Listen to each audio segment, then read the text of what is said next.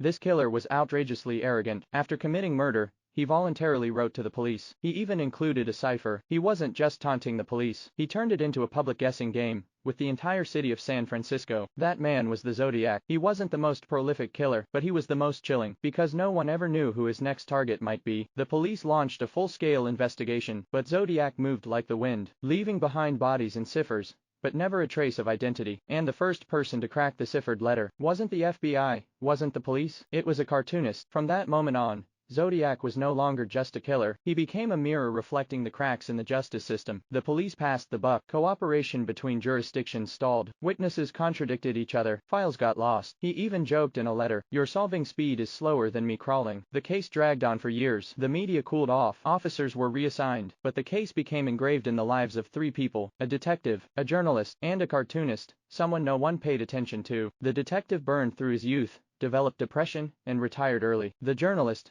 once full of passion, backed out after receiving a threat: "You are my next target." He quit the investigation for good, but the unnoticed cartoonist became the most persistent pursuer of the case. He sifted through files, dug up old letters, and built timelines, all by himself. Even his wife couldn't take it anymore, and left him, taking their child. One day, he walked into a hardware store.